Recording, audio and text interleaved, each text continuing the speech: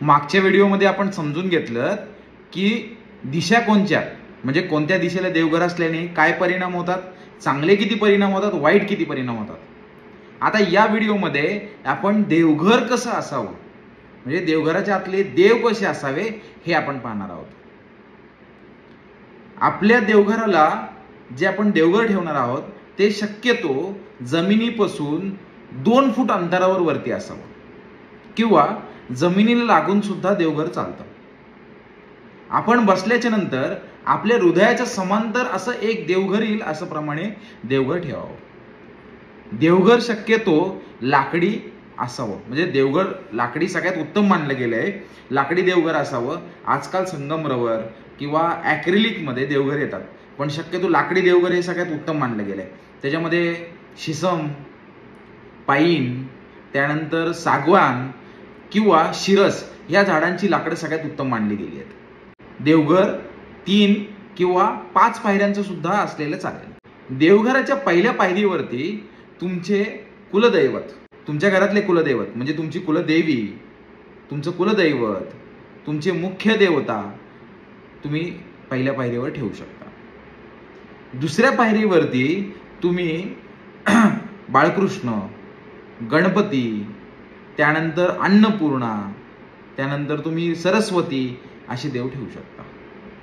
तिसऱ्या पायरीवरती, चौथ्या पायरीवरती तुम्ही तुमच्या देवघरातले टाक किंवा देवघरातल्या काही म्हणता येईल की तुम्ही शाळीग्राम, देवघरामध्ये शंख, घंटी इत्यादी ठेवू शकता.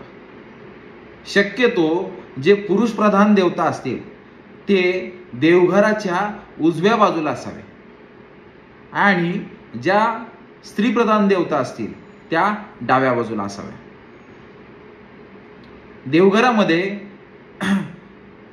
घंटी, शंख, त्यानंतर महादेवाची पिंड, बाळकृष्ण हे असावेच असावे. महादेवाची पिंड ही शक्यतो शेषनागाशिवाय आणि नंदीशिवाय असावी. म्हणजे महादेवाच्या पिंडीवर प्रत्येक ठिकाणी मी खूप ठिकाणी बघितलंय की त्याच्यावरती नाग असतो किंवा समोर नंदी ठेवलेला असतो किंवा पाषाणाची शिवलिंग असते. अशी देवघरात अजिबात चालत नाही.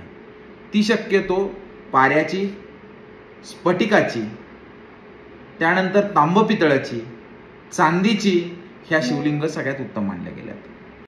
देवघरामध्ये दिवा हा सकाळी आरती करताना तुपाचा लावावा व दिवसभर जो तेवत राहील असा दिवा त्याला नंदादीप असं म्हणलं जातं. तो नंदादीप तुम्ही शक्यतो लावावा. मुख्य कार्याच्या वेळेस किंवा घरामध्ये कोणत्याही कार्यक्रमाच्या वेळेस समईचं पूजन केलं जावं. समईला पंचारती लावून तिचं पूजन केलं जावं. तुमच्या देवघराच्या मध्यभागी तांब्याचा लोटा, छोटासा एक तांब्याचा लोटा, त्याला पाणी झाकून रोज ठेवलं जावं. शंख, शंखामध्ये शक्यतो पाणी ठेवलं जावं. शंख असा कधीही ठेवला जात नाही. देवघरामध्ये गणेश शंख, दक्षिणावृत्ती शंख असावे. देव लाकडीगर देव असेल तर तुम्ही त्याच्यामध्ये प्रतिमा कमी ठेवून मूर्ती शक्यतो जास्त प्रमाणात असाव्या. एकापेक्षा जास्ती देव देवघरात नसावे. म्हणजे गणपतीच्या 2 मूर्त्या, बाळकृष्णाच्या 2 मूर्त्या अशा जर ठेवल्या तर त्याचा काहीही उपयोग होत नाही. तुम्ही 2 शिवलिंग ठेवले ते सुद्धा चालत नाही. देवघरामध्ये महादेवाची मूर्ती किंवा महादेवाचा फोटो ठेवला जात नाही. तो स्मशानाप्रमाणे समजला जातो. देवघरामध्ये काळभैरवाची मूर्ती ठेवू नये, भैरवाची मूर्ती ठेवू नये. देवघरामध्ये मुंजा ठेवू नये. देवघरामध्ये मारुतीची मूर्ती ठेवू नये. देवघरामध्ये गायत्री मातेचं पूजन करू नये, कारण की गायत्री मातेचं पूजन हे सगळ्यात कडक असं समजलं जातं. त्यामुळे गायत्री मातेचं पूजन सुद्धा देवघरात करू नये. देवघरामध्ये भंगलेल्या कोणत्याही मूर्त्या ठेवू नये. जसं की तुमच्या देवघरात जर एखादी फोटो असेल किंवा एखादी प्रतिमा असेल, एका बाजून तुटली असेल, तिला होल पडला असेल, अशी कधीही ठेवू नये. देवघरामध्ये पोकळ देव कोणतेही चालत नाही. शक्यतो सगळे देव हे भरीवच असावे. शक्यतो देवघरातल्या मूर्त्या 3 बोट या समांतर असाव्या. 3 इंच किंवा 5 इंच या समांतरच असाव्या. याच्या व्यतिरिक्त मोठे देव नसावे.